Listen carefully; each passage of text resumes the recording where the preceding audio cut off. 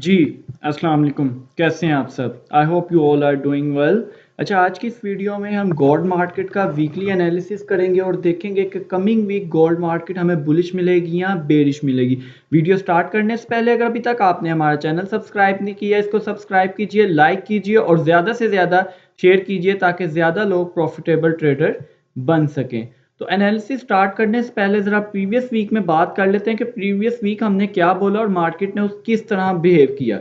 जी, तो अगर मैं आपको प्रीवियस वीक की अपने ही चैनल पे वीडियो दिखा दूँ तो ये आपको मिलेगी प्रिडिक्शन। तो इसमें आप थंबनेल में ये देख सकते हैं यहाँ पे क्या लिखा है, gold ready for new high.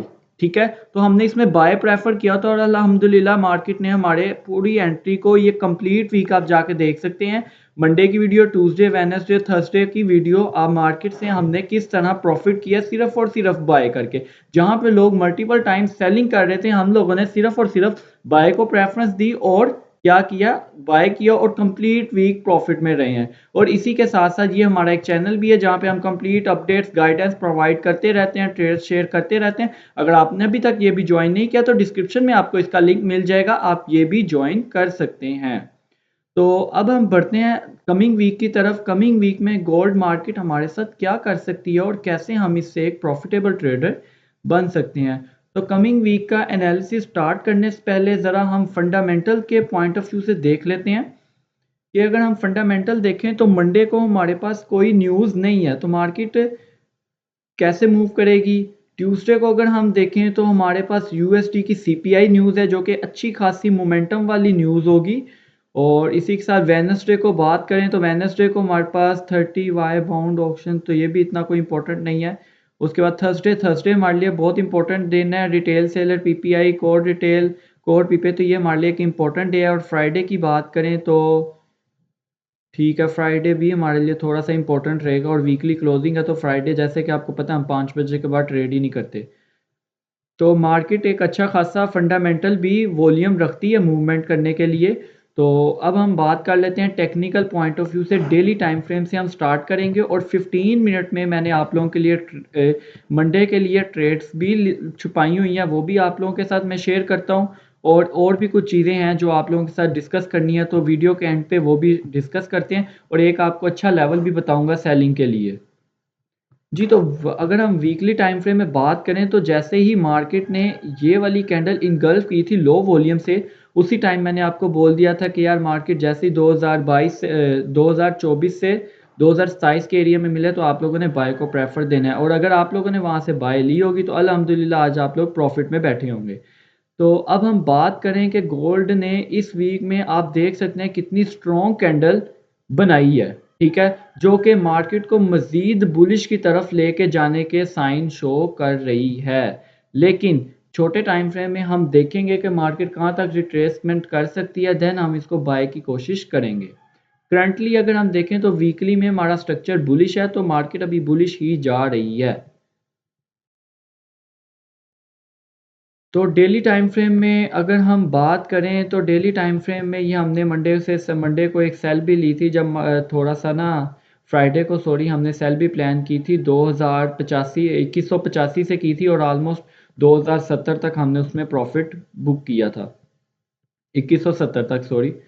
अच्छा, अब मार्केट अगर मैं देखूं तो मार्केट आपको क्लियरली नज़र आ रहा है कि कितनी अच्छा उसने बुलिश साइन प्रोवाइड किया हुआ है और मार्केट बुलिश कैंडल बनाती बनाती ऊपर जा रही है।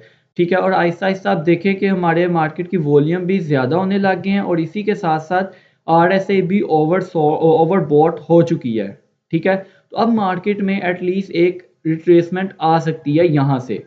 ठीक है, मार्केट को यहाँ से अब थोड़ा सा रिट्रेसमेंट शो करनी चाहिए और रिट्रेसमेंट कहाँ तक आएगी वो हम देखते हैं, इस वीडियो में डिस्कस करते हैं।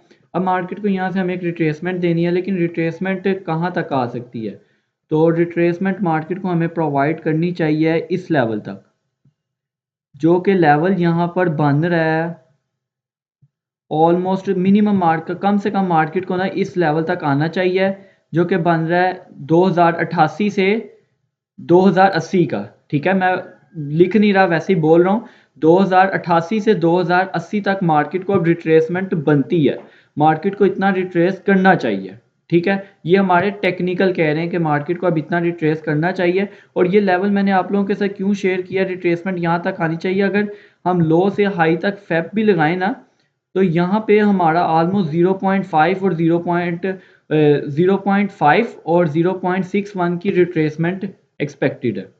तो ये जोन हमारे लिए एक इम्पोर्टेंट है, तो मैं इसको रखूँगा यहाँ पे इसी टाइम फ्रेम में, ताकि मुझे आइडिया हो जाए जब मार्केट इस लेवल पे आए तो मैं अगेन बाय प्लान कर सकूँ। तो डेली टाइम फ्रेम में अब कमिंग वीक में हम सेल एक्सपेक्ट कर सकते हैं। इसी के साथ साथ अगर मैं अब बात करता हूँ 4 आवर टाइम फ्रेम में कि 4 आवर टाइम फ्रेम में मार्केट क्या कर रही है। 4 आवर टाइम फ्रेम में मार्केट ने हमें छोटी सी भी, मैं कहूँ ना कि सेलिंग एविडेंस कहीं भी शो नहीं किया।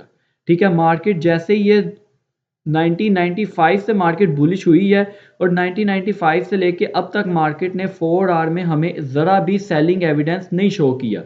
तो मार्केट अभी भी यहाँ पे एक बाइंग साइड ही शो कर रही है। तो 4 आवर में सिर्फ और सिर्फ ये अभी सिंगल मूव चल रहा है, तो इसमें हम कुछ भी प्रिडिक्ट नहीं कर सकते कि गोल्ड मार्केट क्या करे। हाँ, गोल्ड मार्केट अगर H4 में अपना हाई कंफर्म कर दे, देन मैं कहूँ कि गोल्ड मार्केट में क्या होगी, अब एक अच्छी रिट्रेसमेंट होगी। और हाई कंफर्म करने के लिए गोल्ड मार्केट को क्या करना होगा, जस्ट लाइक ये वाली जो कैंडल है, सेकंड लास्ट कैंडल है, मार्केट अगर इसको इनगल्फ कर ले इस तरह, ये चीज़ इस तरह यहाँ पे एक कैंडल इनगल्फ हो, देन गोल्ड मार्केट थोड़ा रिट्रेस करे, वापस जाए लाइक 2160 पे आए, 2160 से वापस जाए कहाँ तक, 2172 तक। 2172-74 के एरिया से फिर हम सेल प्लान कर सकते हैं, जो कि हमें जो डेली टाइम फ्रेम में हमने लेवल ड्रा किया 2086 का, वहाँ तक हमें लेके जा सकती है। लेकिन इससे पहले एक रिक्वायरमेंट है, वो ये है कि H4 की एक कैंडल इसको इनगल्फ करे और अपना हाई कंफर्म करे। ठीक है, ये आई होप आपको H4 की सिचुएशन भी समझ लग गई होगी। अगर ये सिचुएशन नहीं होती तो गोल्ड एक ऊपर अभी और ऊपर जा सकता है। तो अब हम चलते हैं इंट्राडे ट्रेडर, जो कि हमारा एक बेस्ट टाइम फ्रेम है, वो है H1 टाइम फ्रेम। H1 में मार्केट क्या कर सकती है और कैसे कर रही है। मार्केट ने H1 में हमें 3 बार मैनिपुलेट किया है सेल के लिए। H1 में गोल्ड मार्केट ने हमें 3 बार मैनिपुलेट किया सेल के लिए। वो लेवल कौन से हैं, फर्स्ट लेवल यहाँ पे था, ठीक है, और हमने इसको लेकिन यहाँ से सेल नहीं किया, हमने यहाँ से सेल किया था 2088 से, और अल्हम्दुलिल्लाह हमने इससे भी प्रॉफिट लिया था सेल में 2081 तक। उसके बाद सेकंड टाइम गोल्ड मार्केट ने हमें यहाँ से मैनिपुलेट अगेन करने की कोशिश की, तो मैंने ग्रुप में बता दिया था कि यहाँ से सेलिंग नहीं करनी, क्योंकि ये मार्केट सेम यही सिचुएशन बना रही है, तो यहाँ से इसने बुलिश जाना है। तो एग्जैक्टली मार्केट ने वही किया था, यहाँ से बुलिश गई थी।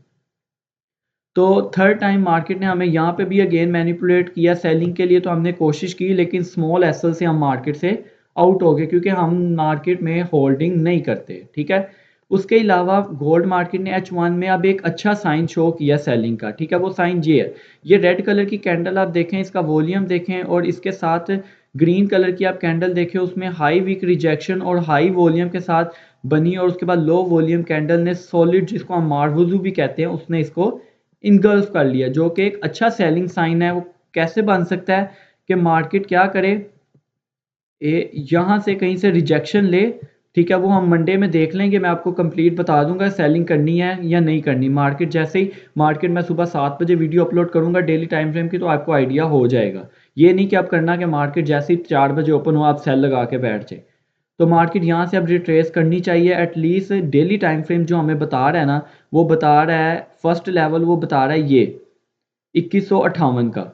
ठीक है, 2158 का एरिया बता रहा है सेलिंग के लिए। अगर ये 2158 का एरिया ब्रेक होता है, तो मार्केट मतलब कि ब्रेक कैसे होगा, यहाँ से थोड़ा सा ऊपर जाए और 2170 से दोबारा सेलिंग आएगी कहाँ तक के लिए, 2130 तक के लिए। ये जो है ये टाइम फ्रेम हमें कंफर्म हो रहा है किस जोन में, डेली टाइम फ्रेम H1 में हमें ये सेलिंग एविडेंस शो हो रहे हैं। ठीक है, लेकिन इसका मैं कंफर्मेशन आपको मंडे की फोरकास्ट में प्रोवाइड कर दूंगा।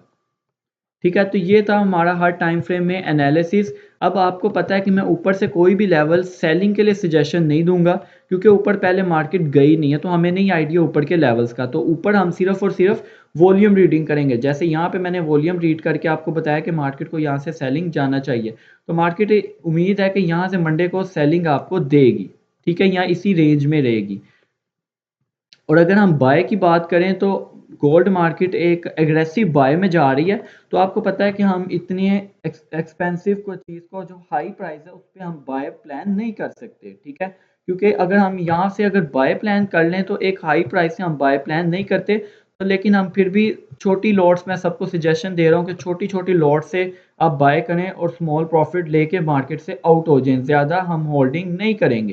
क्यों? क्योंकि गोल्ड मार्केट किसी भी टाइम एग्रेसिवली सेल में आ सकती है और मोस्ट प्रोबेबली ये है कि गोल्ड मार्केट सीपीआई का ये जो डाटा है ना, इसमें सेल जाएगी। लास्ट टाइम आपको सीपीआई का याद होगा, मैंने 2031 से सेल बताई थी और मार्केट 1984 तक आई थी उस सेल से। तो इंशाल्लाह ये सीपीआई के ट्रेड भी हम कैप्चर करेंगे। तो अब ये था हमारा एक एनालिसिस, ठीक है? और इसमें अगर आपको कोई भी इशू है, एनालिसिस में कोई कन्फ्यूजन है, तो यहाँ पे हमारे नंबर्स भी अवेलेबल हैं डिस्क्रिप्शन में।